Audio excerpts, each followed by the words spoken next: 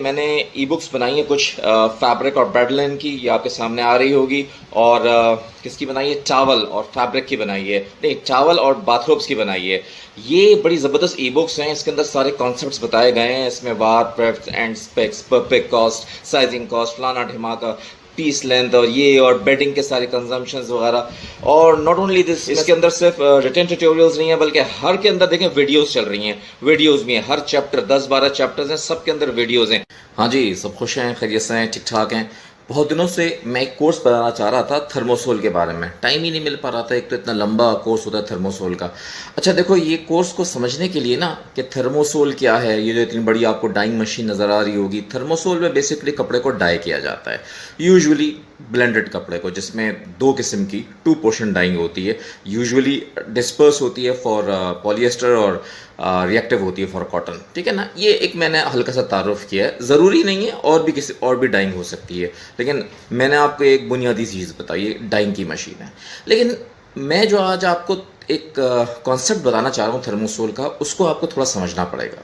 देखो एक बात को समझो, अभी हमने 3 कोर्स किए थे डाइंग के। कौन से किए थे? जेट डाइंग, जिगर डाइंग और विंच डाइंग।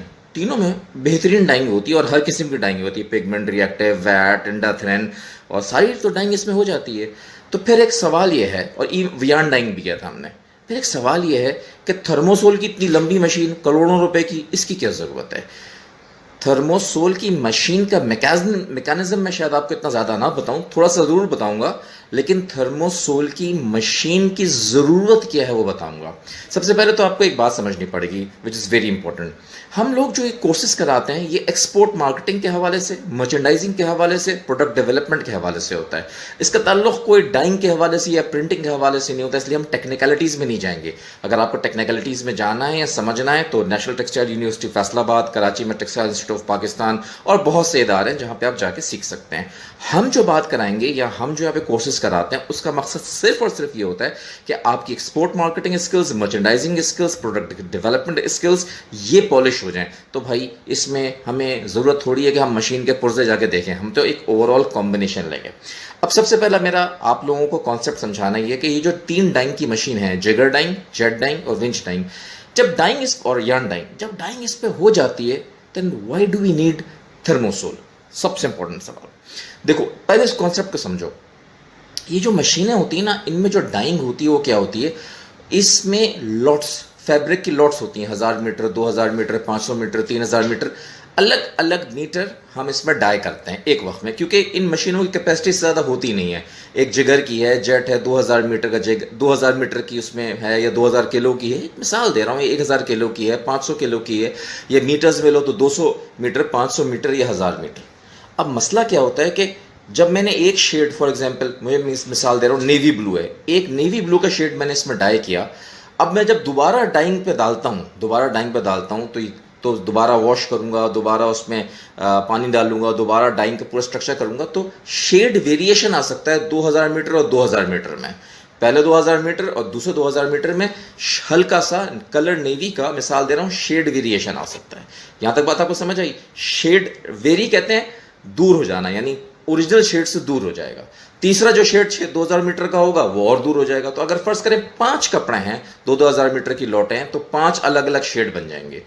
बहुत सी इंडस्ट्री के अंदर ये नहीं चल सकता, जैसे अपैरल इंडस्ट्री है, शर्ट की है या आपकी पैंट की है, उस इंडस्ट्रीज में इतना वेरिएशन नहीं चल सकता, क्योंकि इनके कैटलॉग्स बने हुए होते हैं और वो कैटलॉग्स भेज देते हैं। पाकिस्तान में भी बड़े बड़े आउटलेट्स हैं जहाँ कैटलॉग्स बने होते हैं, उसमें कलर लिखा होता है। अब आप 2 मिनट के लिए सोचो ना, 1 मिनट के लिए आप एक कलर देख के जाते हो और आपके जहन में एक कलर है और आप एक कलर देख कर आए हो, और आप फर्ज करो कराची में एक जगह है, मैं एक मिसाल दे रहा हूँ कि आपने तारिक रोड पे एक कलर देख कर आए हो, उसी की एक शॉप, जरा गौर से सुनना, उसी की एक शॉप जो है वो क्लिफ्टन में है। आपने सोचा चलो यार तारिक रोड वाली शॉप में देख तो लिया था, लेकिन मैं जो रहता हूँ, फर्ज करो जैसे मैं रहता हूँ डिफेंस में, तो मेरे लिए क्लिफ्टन करीब है, मैं वहाँ जाता हूँ। अब मैं वहाँ जाके देखता हूँ तो 2000 मीटर जो पहली लॉट है वो गई हुई है वहाँ पे तारिक रोड में, और 2000 मीटर जो दूसरी लॉट है वो आई हुई है क्लिफ्टन में। तो दोनों में तो वेरी हो रहा है ना कलर। मैं जो कलर देख के आया वो यहाँ अवेलेबल नहीं है। अच्छा और सुनो, इसी की एक ब्रांच फर्ज करो लाहौर के अंदर है, फर्ज करो मैं एम्पोरियम मॉल में, लेट्स सपोज, मेरा नाम ले लिया लेकिन एक बात बता रहा हूँ।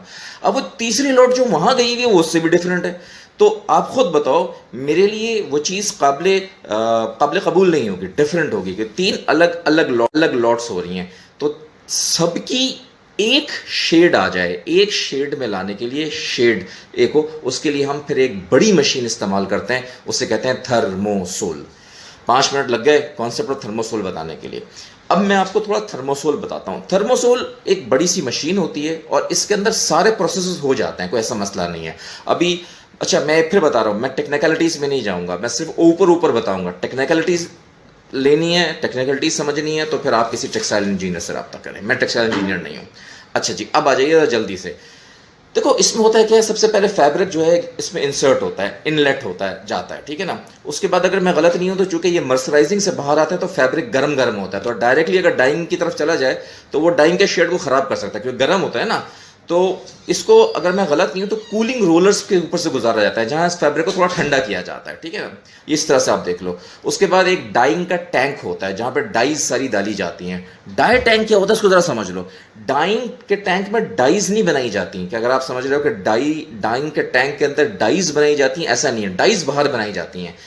कलर फिक्सेशन, कलर चीज़ें, ये सारा काम जो होता है ना, और ये जो बाइंडर वाइंडर जो कुछ, वो बाहर किया और फिर टैंक में डाल दिया जाता है, और टैंक हस्ब ज़रूरत उसके डाइंग डिपार्टमेंट में देता रहता है। फिर ये डाइंग में चला जाता है। डाइंग में होने के बाद जब डाई हो जाता है तो फिर इस कपड़े को थोड़ी हवा लगवाते हैं। इसको शायद एयरिंग जोन कहते हैं, ऐसी कुछ नाम था। टेक्सटाइल इंजीनियर्स मुझे नहीं पकड़ना, मैं फिर बता रहा हूँ, मैं टेक्सटाइल इंजीनियर नहीं हूँ, जितना तजुर्बा है मैं उससे बता रहा हूँ, ठीक है ना। ये टेक्सटाइल इंजीनियर्स पूरी उल्टी सीधी बातें करते हैं ना, दिल दुखता है यार। अच्छा, उसके बाद वो शायद एयरिंग जोन में आता है जहाँ पे थोड़ी हवा लगती है। उसके बाद फिर ये कूल होता है, ठंडा होता है। उसके बाद ये क्यूरिंग में जाता है। क्यूरिंग में नहीं, हाँ, एयरिंग जोन होता है, उसके बाद ये क्यूरिंग में जाता है। क्यूरिंग में क्या होता है, इसको कलर को पक्का किया जाता है। हीट होती है ना, हीट से, खूब गर्मी से इसके कलर को पक्का किया जाता है, और उसके बाद क्यूरिंग से निकालने बस को जे बॉक्स में डाला जाता है। अच्छा, अब जरा समझना, देखो जे बॉक्स क्या जाए, जे बॉक्स एक जगह है जहां पे इसको रखा जाता है फैब्रिक को, ठीक है ना। 3, 4, 5 हज़ार मीटर रखा। सवाल ये है कि जो पीछे जो बैचर लगा हुआ है, ये नजर आ रहा है बैचर आपको, इसे बैचर कहते हैं भाई, इसकी भी तो लिमिटेशन है। इसमें भी तो 2,000, 3,000, 5,000 मीटर ज्यादा नहीं आएगा ना। तो मुझे नेक्स्ट बैचर चेंज करना होगा, अगला बैचर लगाना होगा। तो जब मैं इस बैचर को हटाऊंगा, अगला बैचर लगाऊंगा, तो 2 फैब्रिक की लॉट बन गई। पहला वाला लॉट अलग चला गया और दूसरी वाली लॉट अलग आ रही है। कॉन्सेप्ट को समझना बहुत इंपॉर्टेंट बता रहा हूं। पहले वाली फैब्रिक की लॉट अलग चले गई, दूसरे वाले फैब्रिक की लॉट अलग जा रही है। फिर वही मसला आएगा शेड वेरिएशन का, 2 अलग अलग लॉटें बनती हैं। इसमें ऐसा नहीं होता। जे बॉक्स वो जगह है जहां पे इसके फैब्रिक को स्टोर किया जाता है, कूल किया जाता है, ठंडा किया जाता है, रखा जाता है, ठीक है ना। पीछे से बैचर चेंज कर देते हैं और नया बैचर का नया फैब्रिक लगा देते हैं, और वो इसी प्रोसेस से आता है और इससे कनेक्ट हो जाता है। अब एक ही शेड कंटिन्यूस चलेगा। तो अब एक बैचर में फॉर एग्जांपल 5,000 मीटर है और मैं 20 बैचर भी लगाऊं, 1,00,000 मीटर है, तो शेड कंटिन्यूस चलेगा। शेड में कोई फर्क नहीं आएगा, शेड बिल्कुल स्पीड से निकल जाएगा, ठीक है ना। तो इसका एक छोटा सा मैकेनिज्म है। अब मैं आपको एक असाइनमेंट दे रहा हूं, किसी टेक्सटाइल इंजीनियर से बैठ के ये सारी बातें पूछ लो जो बता रहा हूं।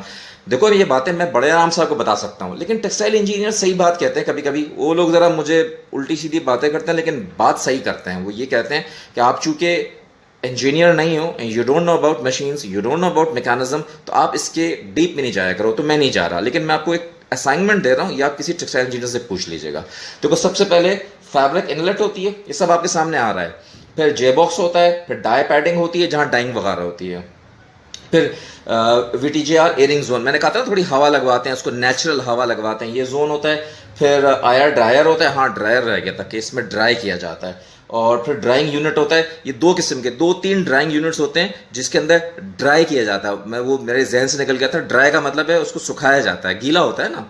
उसके बाद क्योरिंग कहते हैं कलर पक्का करने को, एकदम पक्का कलर करने को क्योरिंग प्रोसेस है।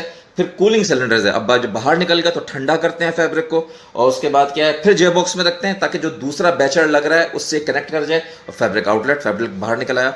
ये मेरा आपको असाइनमेंट है। अब आप किसी भी टेक्सटाइल इंजीनियर को पकड़ लीजिएगा और उससे ये कहिएगा कि भाई मुझे ये ज़रा सिखाओ। ओके गाइज, ये मेरा टेक्सटाइल की यूट्यूब चैनल है। इसे क्या करना है, लाइक करना है, सब्सक्राइब करना है, अपने दोस्तों में शेयर करना है और मुझे मशहूर करना है। गाइज देखो, अपना खास ख्याल रखो। और आज हमारा डाइंग का पूरा कोर्स हो गया है। अब हम इंशाल्लाह स्टार्ट करेंगे लैब टेस्टिंग, और लैब टेस्टिंग के बाद हम करेंगे क्या करेंगे, फिनिशिंग करेंगे। और फिर मोस्ट प्रॉब्ली अक्टूबर नवंबर 2021 में इंशाल्लाह हो जाएगा। ठीक है, तो गाइज अपना खास ख्याल रखें।